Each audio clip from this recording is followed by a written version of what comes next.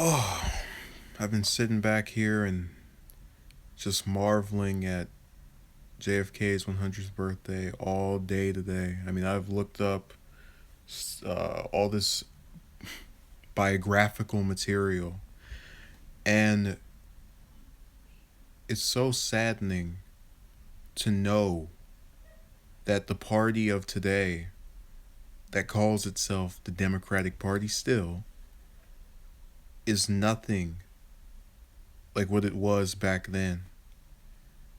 You know, 2 days ago was former Vice President Humphrey's birthday, and he was a person who was never a millionaire.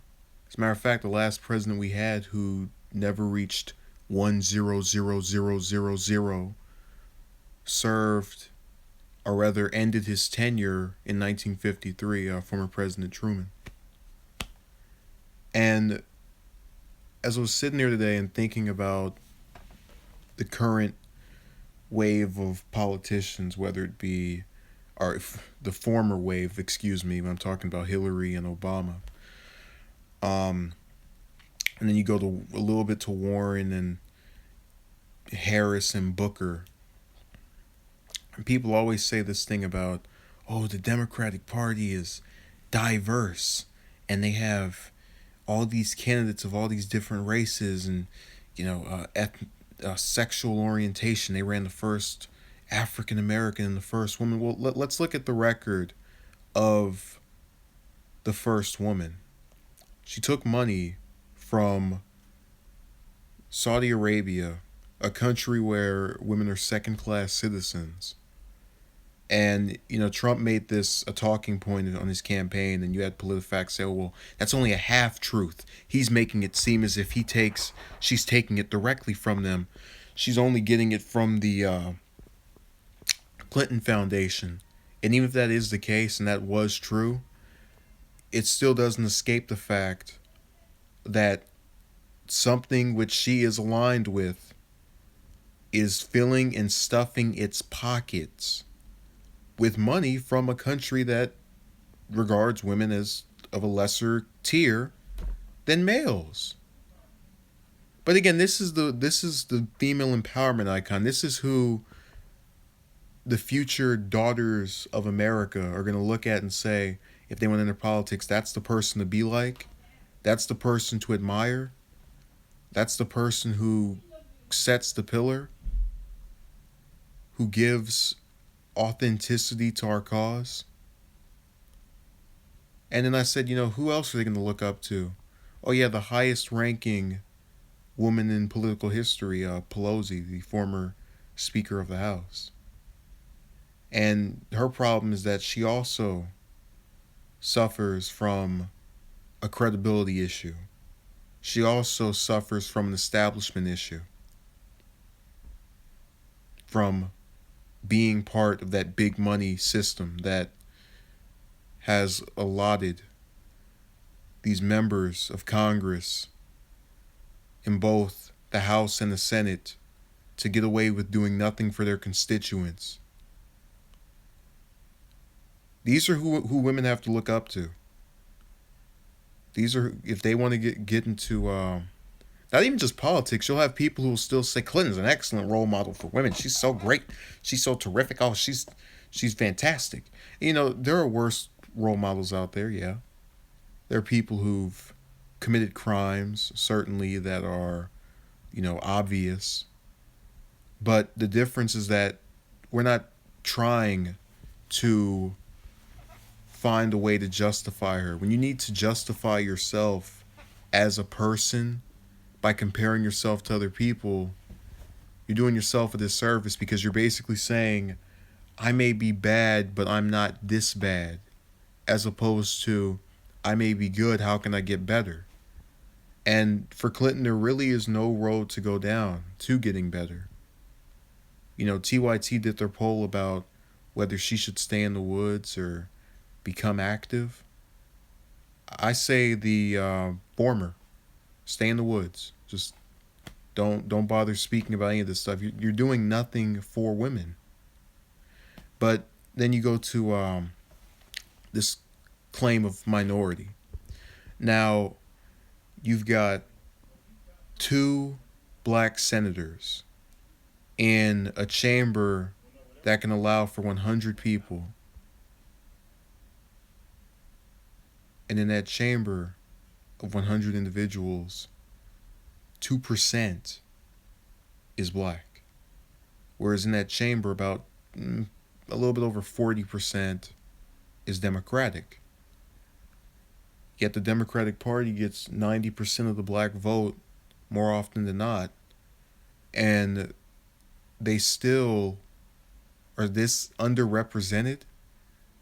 And I've had people who identify with the left that will say, well, it doesn't matter about race, it matters about the issues. Well, that might be true, but surely we can begin the effort of recruiting African Americans to run for higher office. You have multiple of us in the state. I'm sure there's one or two that want to do this. I don't quite understand the logic being perpetuated here, but that's anybody's guess. People will excuse anything for which they're convinced is okay. Now, all this might seem like rambling, but it really goes to this idea of false identification, where they stick the face of a certain group, such as African Americans, such as women, and then they expect you to follow it deadline sinker without any look at what that person is doing or what they're not doing. So you can say, oh, well, Obama gave this great speech about Trayvon Martin. Yeah, but did he give a great action about the blacks that didn't get killed in 2012 and have been living since then, in these last 5 years since that happened? Did he offer some funds, take them out of the billions out of the bombing, and distribute them among these communities that they claim have been oppressed for decades, that they claim have been so disadvantaged? Think about it. They always say it is the fault of Caucasians from years ago. And, that might even be true. But we didn't have a fully Caucasian president in there. And you had a number of African Americans who identified with that president, and obviously they're free to do that. But shouldn't he also be free to try and assist and actually do something to help the people that he claims to have such unity for and such an affinity for?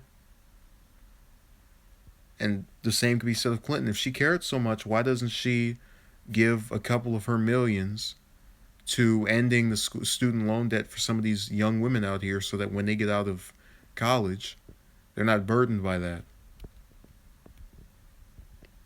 I don't understand this idea of, because the person looks like me, or because the person is kind of what I am, they're automatically okay and I should look up to them and support them. You know who else tried to play that? David Duke. He tried to say, oh, well, Trump is Caucasian and he's also not Catholic, so any Caucasian non-Catholics, you vote for him. And I'm not trying to accuse Democrats of racism in the current day structure of politics. I'm simply saying that I was drawn to Sanders because of what he stood for. And I think that is something that most people should try to do. You look at what this person is for, and then you make your decision off of that. But obviously that's not always the case. Now, what's even more bothersome to me is that we also come to this point where they really cannot resonate with middle class individuals. I would love to see, and there was this on Fox earlier, there was a journalist or a reporter or anchor, or whatever you want to call her, sitting up here talking about she would love to see Warren, or Warren, if I'm pronouncing her last name correctly. Been messing up on her last name for years now.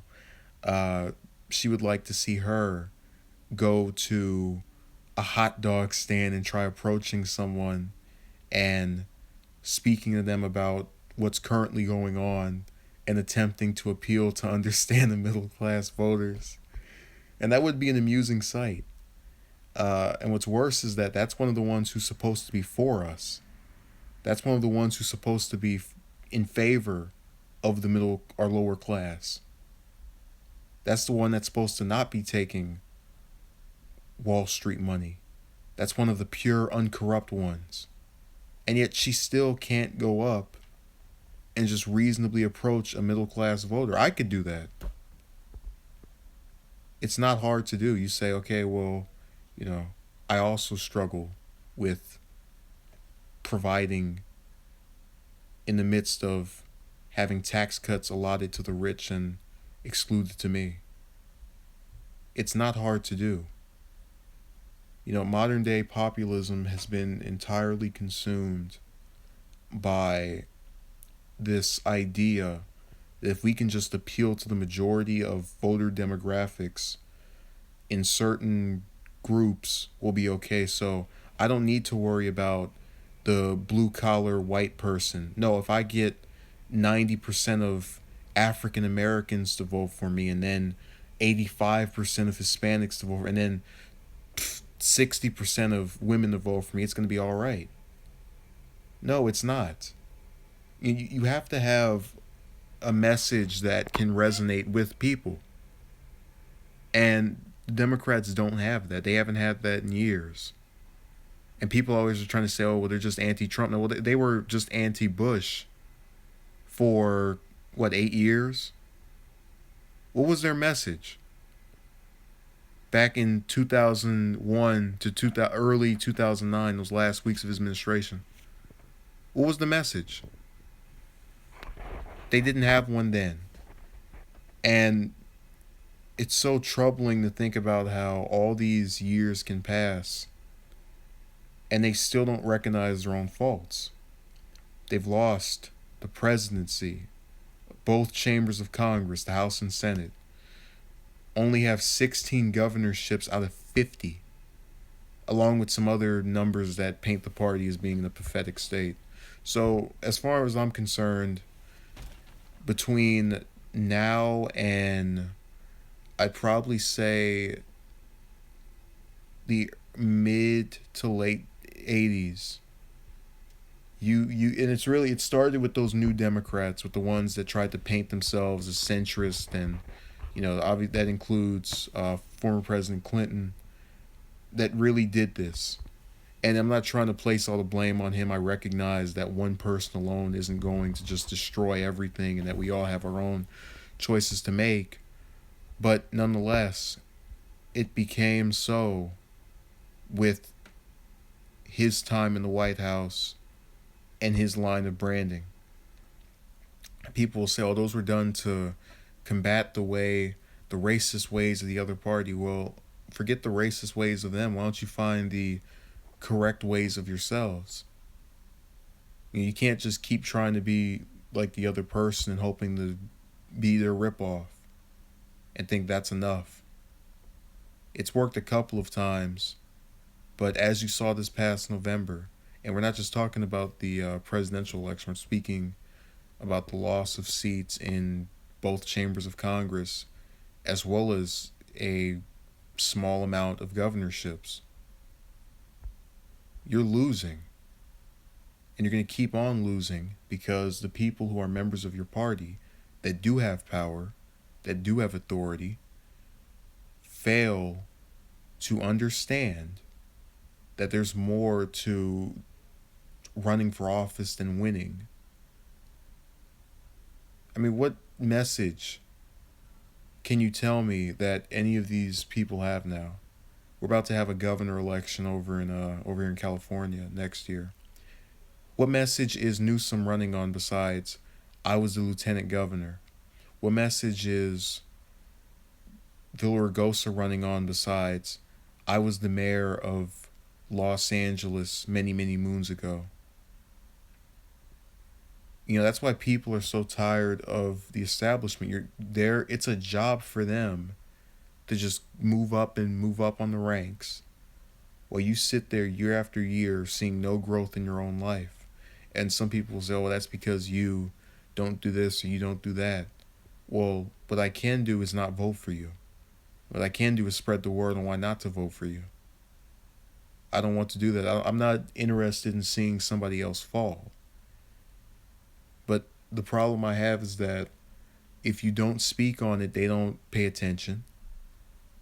If you do speak on it, they don't pay attention. The only time you get them to think about anything just for a second is when they lose an election, as they've done back in November, as they did back in 2014, the midterm, 2010 midterm, as they did in 2004, in 2000.